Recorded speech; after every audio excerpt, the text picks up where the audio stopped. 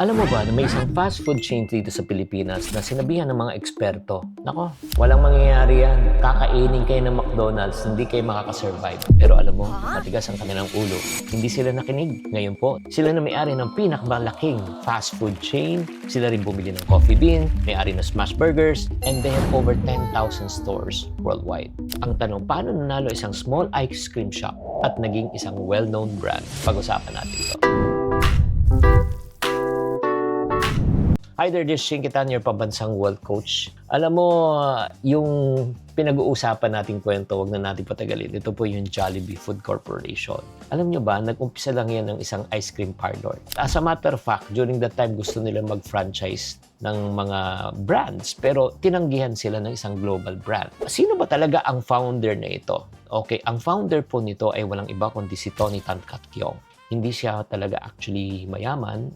Anak siya ng immigrants na taga Fujian, China. Ang tatay niya nagtatrabaho na bilang isang cook, 'di ba? Si Tony naman bilang isang engineer.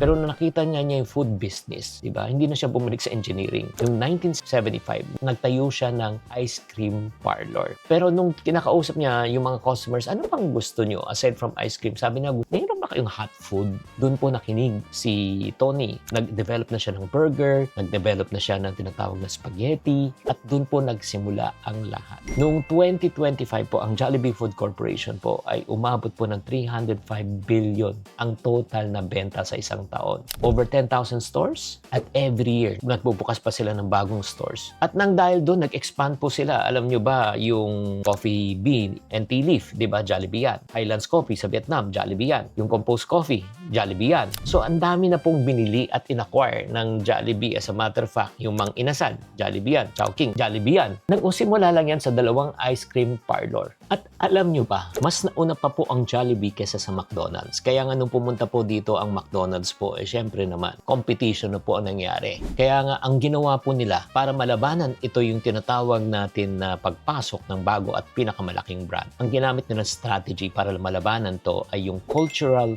moat strategy. When you say cultural moat, ano ibig sabihin nito? Simple lang. Nakita po ni Ginoong Tony po na ang McDonald's nagbebenta ng American taste food. Parehong menu sa buong mundo pero walang flexibility. Walang pagbabago para sa local na panlasa ng Pilipino. Hindi tayo talaga yung American taste, 'di ba? Sa totoo lang, nung nakain ko po yung spaghetti ng McDonald's, walang lasa.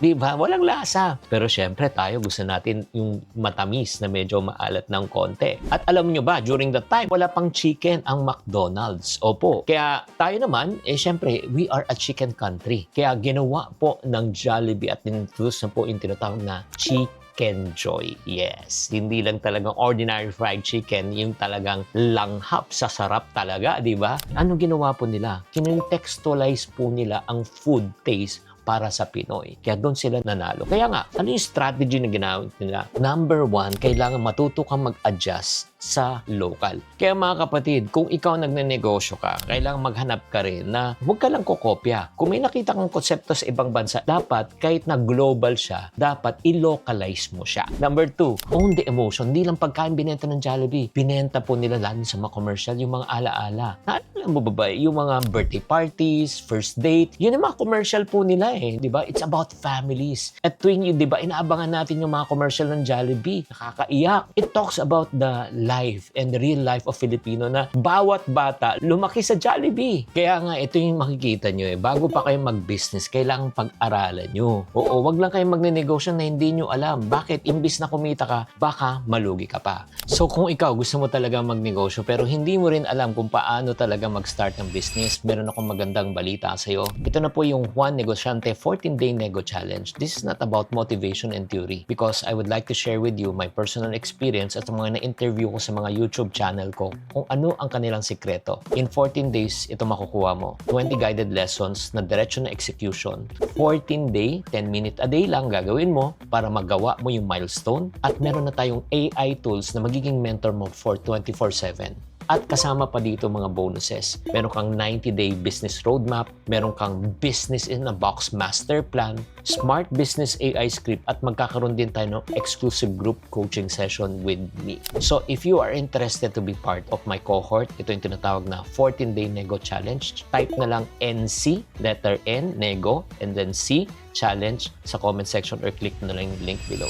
Ngayon, balik tayo sa kwentong Jollibee. Next time nakakain ka sa Jollibee, huwag mo lang titignan yung Chicken Joy. Tignan mo yung pila. Tignan mo yung mga mukha ng mga tao from bata hanggang matanda. Makikita mo kahit through the years, may international brand na pumapasok, malakas pa rin sila. Ikaw mismo, baka meron kang Chicken Joy moment na naisip mo. Kailangan mo lang umpisahan. Kailangan mo lang mahanap kung sino ka. Kailangan mo lang mahanap kung sino ang target customer mo. Kung ano po natutunan nyo sa episode na ito, type in the comment section so we can have a healthy discussion. Chinky Tan, with over 6 million Facebook followers, 2.8 million YouTube subscribers, and 2.4 million TikTok fans, is now all out to share with you the most practical, simplest path to lasting wealth.